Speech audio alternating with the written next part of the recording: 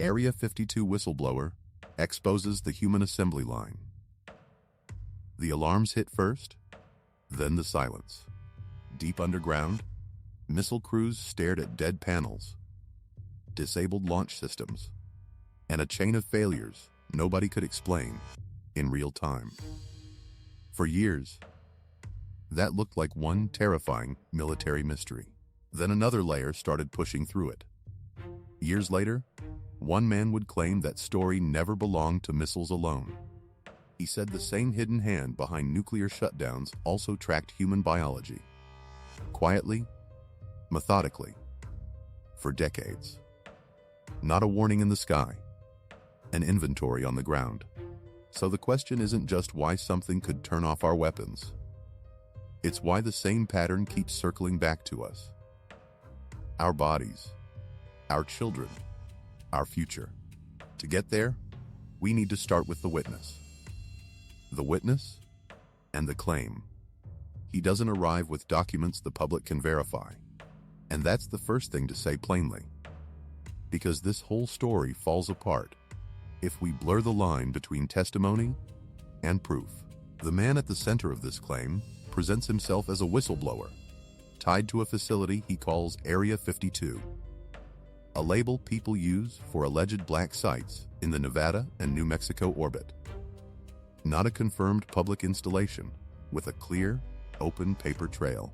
According to him, he worked around a compartment so buried inside the system that even the UFO side of the story served as camouflage. His phrase for what he says he saw is human assembly line. That's his wording, not an official term from any released file. And it matters to keep it framed that way. He describes a process, not one dramatic room, and not a single nightmare image. Intake, screening, sorting, monitoring, repeatable biological protocols. People move through stages the way material moves through controlled testing, with records built around traits, responses, family patterns, and long-term follow-up. He doesn't describe random abductions in the old pop culture sense. He describes management. Now, none of that is publicly proven. There is no verified document in the material we have here that confirms a program by that name, or confirms his employment claims in a way anyone watching can independently check. So why even pay attention? Because his story lands in a space that's already crowded with older reports that sound weird on their own, but start to look different when you place them side by side. Reports about children being addressed, reports about reproduction and medical examination in experiencer lore, reports about nuclear systems being touched with impossible precision. By themselves, each one sits in its own folder. His claim tries to explain why they may belong in the same cabinet. That's also why his story caught fire now, and not 10 years ago. The public is already primed. Government hearings pushed the subject back into mainstream talk. Former officials started using cleaner language like UAP instead of UFO. Podcasts turned long-form witness accounts into mass entertainment. Old military cases got a second life online. In that atmosphere, a man saying, "You're all staring at the craft and missing the program," hits a nerve fast. Still, there are only two honest ways to approach him. One, he's built a modern myth out of old UFO themes, mixing secrecy, biology, and nuclear fear into a story designed to sound just credible enough. Or two, he stumbled into the one angle that makes scattered cases suddenly line up. And that's why the same themes keep resurfacing across decades, witnesses, and continents. We can't settle that yet. Before we test his claim, we need to move on to the part of this story that doesn't depend on one anonymous source at all. We need the witnesses who went public, put their names on it, and described systems failing, where failure should have been almost impossible. The nuclear silo pattern. The strongest public part of this story doesn't come from leaked sketches or anonymous posts. It comes from military witnesses who attached their names, ranks, and careers to one claim. Something unknown interfered with nuclear weapons systems at sites built to resist interference. That shift matters. Once the setting moves inside guarded missile facilities, the subject stops sounding like a campfire tale and starts sounding like a security problem. One of the most cited cases sits at Malmstrom Air Force Base in Montana.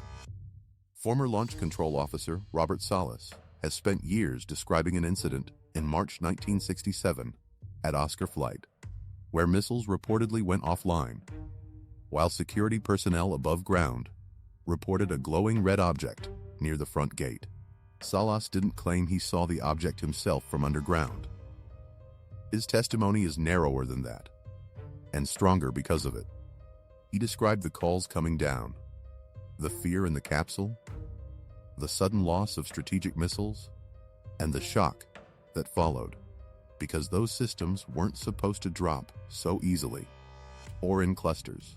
Other former Air Force personnel tied to Malmstrom described similar trouble around Echo Flight that same month, though the details and timing have been argued over for years. That's part of the difficulty here. We don't have one neat packet with every internal record laid out cleanly for the public. We have witness testimony, later interviews, and investigators trying to line up memories with partial paperwork. Still, the core allegation hasn't gone away. Men trusted with nuclear launch authority kept telling basically the same story. Unknown aerial activity appeared near missile sites, and systems failed in ways they didn't expect. Salas later offered his own interpretation. He told filmmaker James Fox, "The message felt like taking matches out of the hands of a baby." That's not evidence by itself. It's a conclusion. A human reading of an event nobody in that capsule could fully explain. But the line stuck because it's blunt, and it fits the claim exactly. If the reports are true, this wasn't random sabotage. It wasn't broad chaos.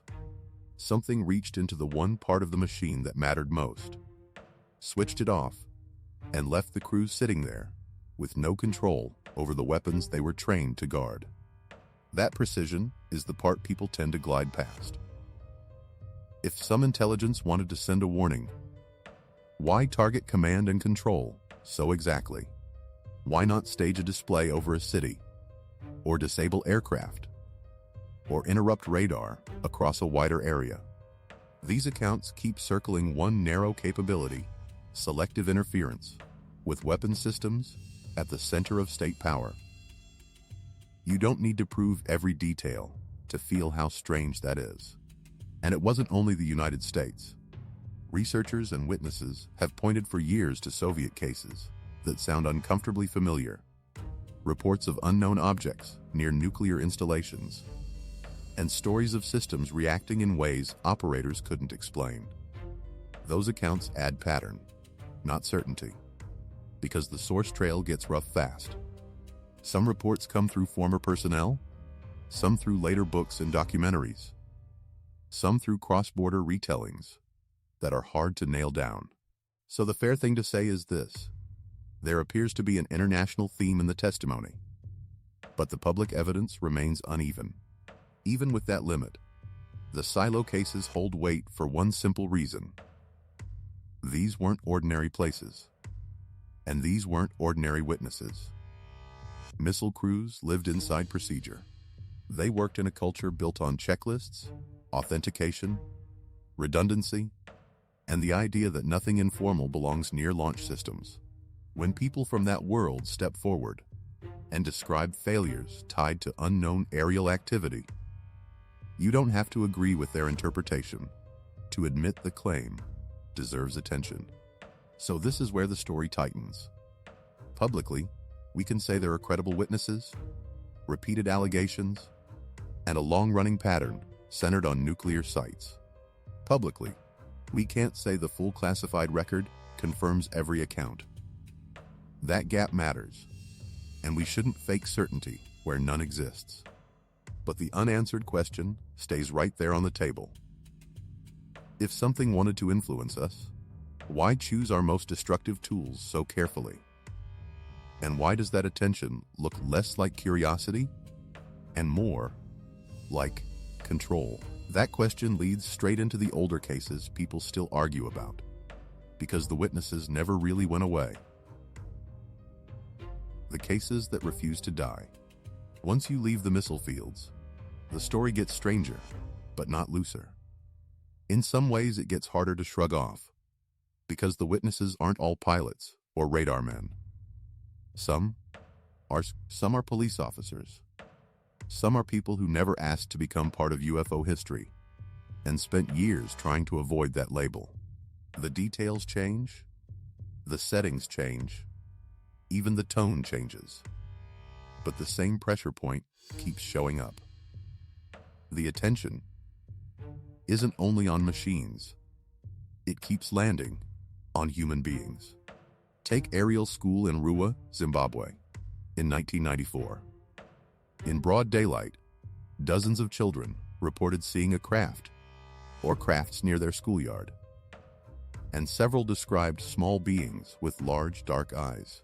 Harvard psychiatrist John Mack later interviewed many of them on camera, and what gave the case its staying power wasn't perfect agreement on every visual detail. It was the consistency in the emotional center of the story. The children described contact in their minds, warnings about damage to the planet, and fear around where human technology was heading. Telepathy remains a claim. There's no public test for that. But the children did keep returning to the same idea, that they were being shown something about us, not just about the visitors. That matters, because kids don't usually build their own account around ecological collapse, technological danger, and species-level warning, unless something drove them there. Whether that something was external, social, psychological, or something we still can't name. Even critics of the case usually focus on interpretation, not on whether an unusual group event took place at all. Too many witnesses, too much consistency, too much emotional residue years later. By itself, Ariel doesn't prove a biological program, but it does plant one hard fact in the middle of this wider puzzle. Many of the old encounter stories revolve around human conduct and human futures. Then there is Socorro, New Mexico, in 1964. And the reason that case still hangs around is simple. The witness was police officer Lonnie Zamora, and his reputation held up. He reported seeing an egg-shaped craft, close enough to observe details, along with small figures near it before the object departed. Investigators took the case seriously at the time. Physical trace claims entered the record. Later, researchers argued over symbols, landing marks, timelines, and military handling. But the core thing remained stubborn. Zamora wasn't known as a man chasing attention, and the encounter seems to have unsettled him deeply. That case matters here for another reason. It shifts the conversation from distant lights to close observation. Not maybe something, not a blur in the sky. A structured craft, apparent occupants, a brief ground event, and a witness who had every reason to prefer a normal explanation. New Mexico turns up again, because the region keeps collecting these stories. And once you widen the frame beyond Socorro, you run into the long-running Holloman material. There, the problem isn't one clean confirmed event. It's a knot of reports, film allegations, military rumor, and later testimony from people like Robert Emenegger and Alan Sandler, who insisted they were told real footage existed of a landing at Holloman Air Force Base. That footage has never surfaced in a form the public can treat as settled proof, and some claims around it have clearly been challenged or debunked.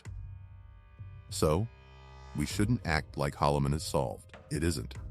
But the reason it refuses to die is that it sits in the same corridor as other New Mexico cases and keeps pulling military interest into the frame. Not just craft, Not just sightings, landings, beings, meetings, records, missing film. Even when the evidence thins out, the shape of the allegation stays weirdly focused. Put those cases side by side, and a through line appears. Ariel centers on children and messages about human behavior. Socorro centers on observation at close range. Holloman centers on contact allegations near a military facility. None of them proves the whistleblower right. But none of them fits neatly into the old joke version either. The recurring element isn't only advanced movement in the sky. It's repeated, targeted attention on us, our choices, our development, our responses.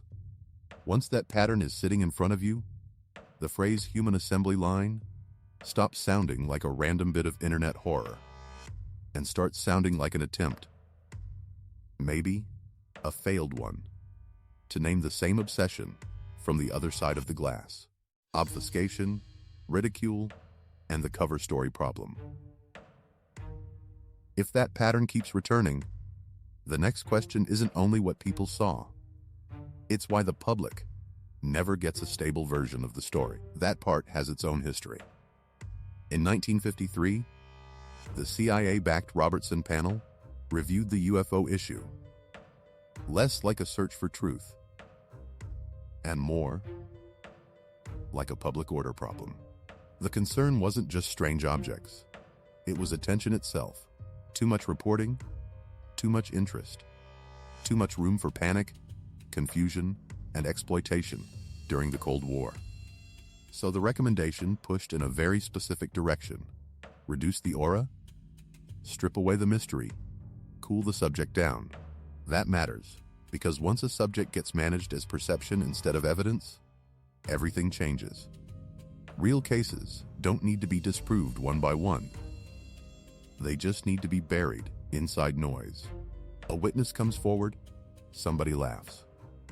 A pilot files a report, somebody turns it into late-night comedy. A document leaks, then 10 fake ones appear right beside it. Pretty soon the average person can't tell the difference between one officer's sworn account and a story about presidents signing secret deals in the desert. That delayed disclosure pattern matters here. First, the public gets the safe layer. Strange craft, odd radar, maybe a hearing, maybe a grainy clip. Then, years later, another layer slips out and changes what the first layer meant. Not new story, same story, deeper in. That's why the older James Fox-style cases keep building pressure. Malmstrom says something could touch the weapons. Ariel says the focus may fall on children and the future. The Robertson Panel shows officials were already thinking about managing reaction back in 1953, not just solving sightings. And that mix is the point. You don't need a perfect cover story when you can flood the zone with bad ones. Loud myths do a lot of work for free. The Eisenhower Treaty stories are a good example. Not because every version is false in some total way, but because the tale grew so big, so loaded with meetings, pacts, underground exchanges, and cosmic diplomacy, that it became almost useless as an investigative path. It pulls attention toward the widest, wildest claim in the room, and away from narrower events that might actually leave witnesses, dates, locations, or missing film. James Fox made that exact argument when he talked about Holloman and nearby New Mexico cases. His view was that absurdly oversized lore can function like camouflage. You attach a giant, unbelievable story to a smaller, testable one, then both get dismissed together. It's an old move, and it works, because most people don't have time to sort archives from folklore. They hear one ridiculous claim, roll their eyes, and move on. The mess protects itself. Now put that habit next to the current disclosure cycle. The public gets dramatic hearings, military acronyms, grainy videos, former officials using careful language, and endless debate over whether craft are here. But the more technical edges stay blurry. The biological edges stay even blurrier.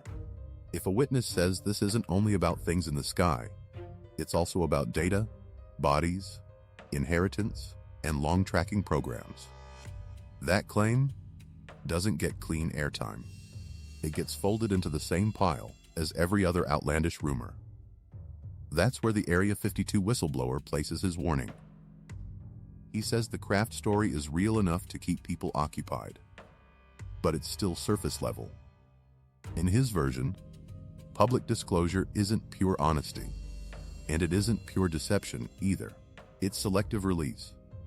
Let people talk about vehicles, origin, metal, propulsion, maybe even contact. Keep them looking outward. Keep the frame distant. Because once the focus shifts from visitors to biological management, the whole thing moves from mystery into violation. And that's the tension sitting under all of this. Disclosure can be genuine in one sense and still controlled in another. A government can admit there are unknowns in its airspace while staying silent on what those unknowns may want. Track, alter, or monitor. That doesn't prove the whistleblower right. It does explain why stories like his keep emerging from the same fog, where ridicule, myth, and partial truth have lived together for decades.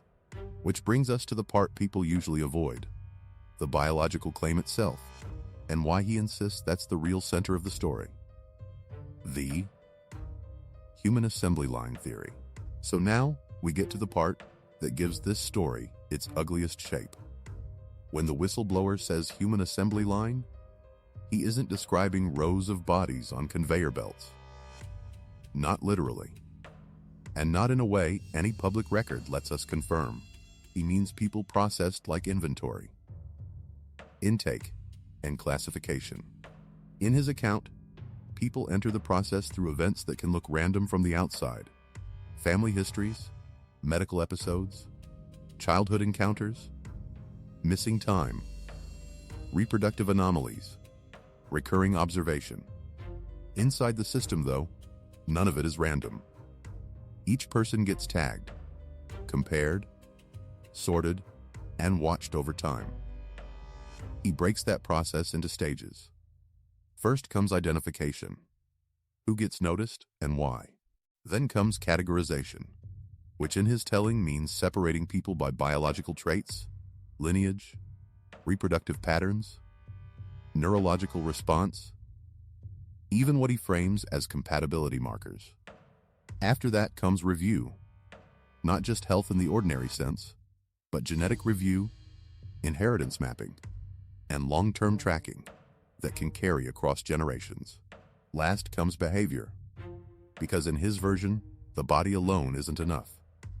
The program also watches reaction, compliance, fear response, memory retention, and how certain people respond to contact, while others seem to blank it out or carry fragments for years. Again, none of that is backed by a public document we can hold up on screen and say, "There, that's the proof."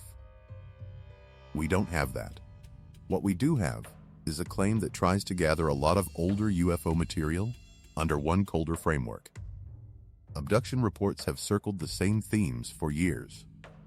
Medical examination, reproductive focus, missing pregnancies, interest in bloodlines, strange concern with children, and repeated follow-up, rather than one-off contact. Those reports don't prove a hidden program. Some may have psychological explanations, some may be folklore shaped by culture, and some may remain unresolved. But the whistleblower's theory does something most versions don't. It treats the repetition as organized. That organized quality is what gives the idea traction. If some non-human intelligence only wanted to be seen, there are easier ways. If it only wanted to stop war, a single unmistakable display would do more than decades of fragments. But if the point is monitoring a species over time, then fragments make more sense. You don't need public clarity. You need access. You need patterns. You need to know which lines continue, which traits persist, which environments produce certain outcomes, and how a population changes under pressure. That would also cast old cases in a much different light. Children wouldn't matter because they're innocent symbols. They'd matter because they represent developmental data and future generations. Warnings about the planet wouldn't only sound moral, they'd sound practical. A statement about preserving conditions for a long-running project. Even the fascination with nuclear systems starts to fit differently under that frame. Not as a kind intervention from above, but as asset protection. You don't let the monitored population wreck the laboratory, especially if the sample includes the whole species. It's a brutal interpretation, and it stays a theory, but it explains why the whistleblower ties weapons control and human biology together so tightly. In his account, they aren't two mysteries at all. They're one management system with two priorities. Keep the environment stable enough to preserve the line, and keep watching the line itself. That means DNA matters, reproduction matters, ancestry matters, and behavior matters, because biology without context tells only part of the story. And if even a piece of that is true, then the reason this story keeps surfacing now becomes a lot more urgent. Because a biological system doesn't stay buried forever once people start comparing notes. And a countdown only matters if someone expects a checkpoint. Why it surfaces now. Timing is what gives this theory its charge. A story like this could have floated around in fringe forums forever.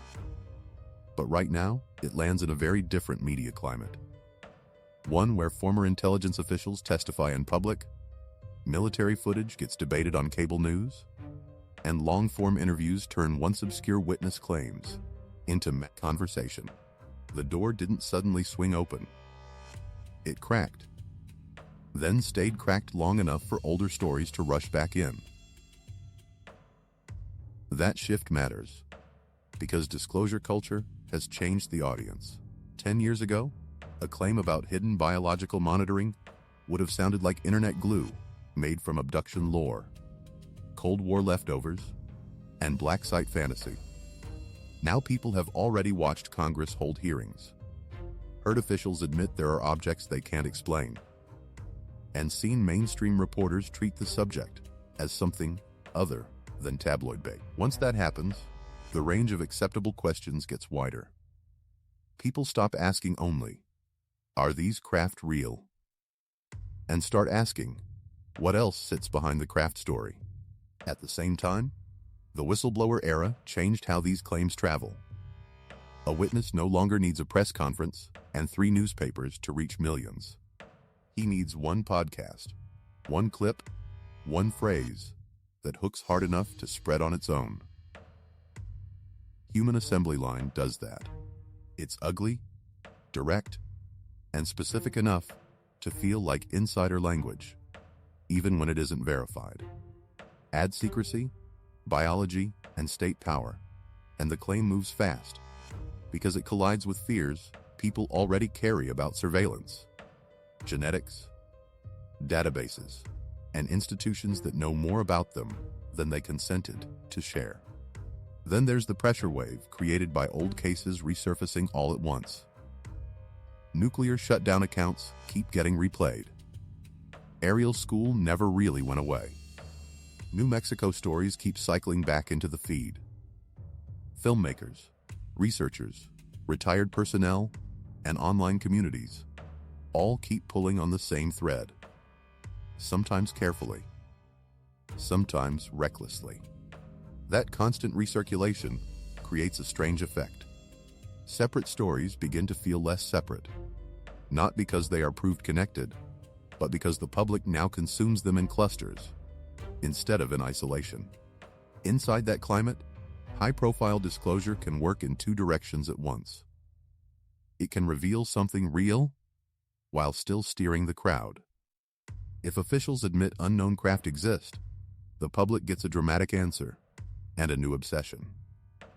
Metal, propulsion, retrievals, pilots, radar, secret programs. All of that fills the screen, but attention is finite. The more oxygen that goes to hardware, the less goes to biology. That's the opening the whistleblower is pointing at. He isn't saying the sky story is fake. He's saying it may be the most manageable part of the truth. That leads into the 2026 idea, which sits firmly in the zone of speculation and should stay there.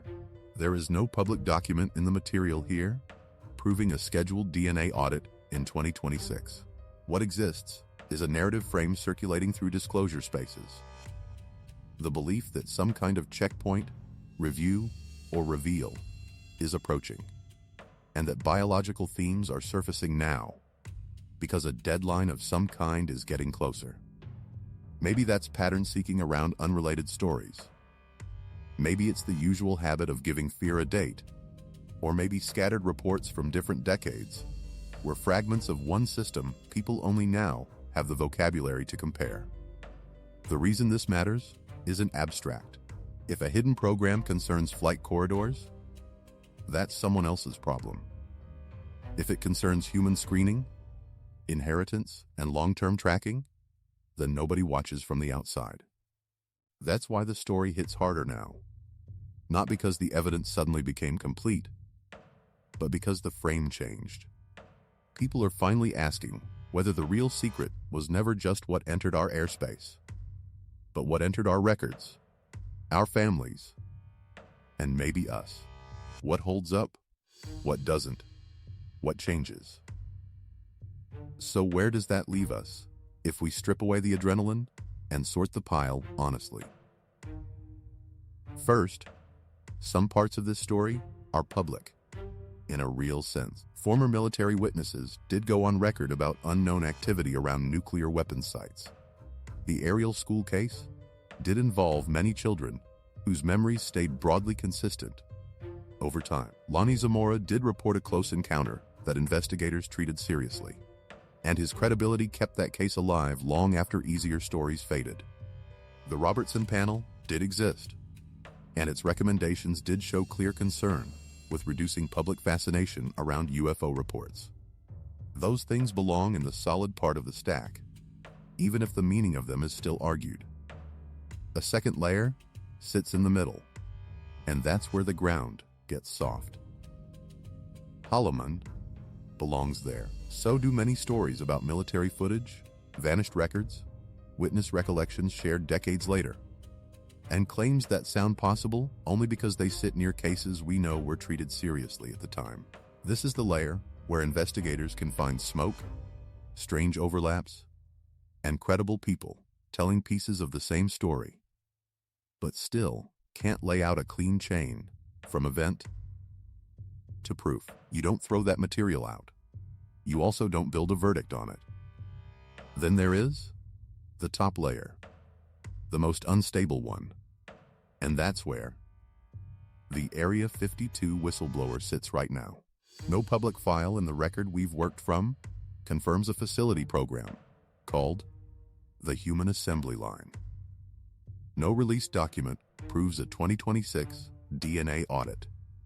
No verifiable evidence in hand ties one hidden biological system to every schoolyard case, every silo incident, every medical story, and every rumor that gathered around New Mexico over the years. If we claimed otherwise, we'd be turning investigation into fan fiction. Still, there is a reason this theory doesn't collapse the second you press on it. Too many witness streams keep bending toward the same human center. Encounters focus on children. Contact stories return to reproduction, family lines, examination, and follow-up. Nuclear incidents, if the witnesses are right, show attention aimed at the tools that could erase future generations in an afternoon. None of that proves design. But it does make the biology question harder to dismiss, as random decoration added after the fact. So the honest reading is narrower, and, in a way, more unsettling. We do not have public proof of a hidden assembly process. We do have a long record of testimony in which human development, human inheritance, human behavior, and human survival keep turning up, where many people expected only talk about machines. That shift changes the frame. The old public debate asked whether strange craft exist.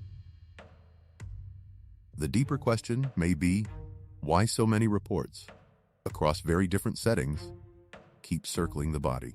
That's the point where belief can become a trap. If you believe too much, you start connecting everything, and the story loses shape. If you dismiss too fast, you miss the possibility that scattered witness accounts were pointing at the same target all along. The discipline here is to leave the door open, without pretending the room is mapped. Some claims belong in the archive of hard testimony. Some belong in the folder, marked unresolved. Some belong exactly where they are now, under theory, waiting for documents, names, records, or nothing at all. What changes if even part of this is true is the scale of the secret. The issue wouldn't be only airspace, defense, or contact. It would be a classification of people. It would mean the hidden part of the UFO story was never mainly about what came here, but about what was being tracked here. That possibility doesn't hand us certainty. It hands us a different way to read the evidence we already have, and a warning about where attention gets directed. If the public spends all its time staring upward, it may never notice the file being built much closer than that. The unnerving part isn't that something may watch our weapons. It's that human biology may sit much closer to the center of the story than anyone wants to admit. If you think one case holds up better than the others, put it in the comments, subscribe, and watch the next investigation, because this trail only gets stranger from here.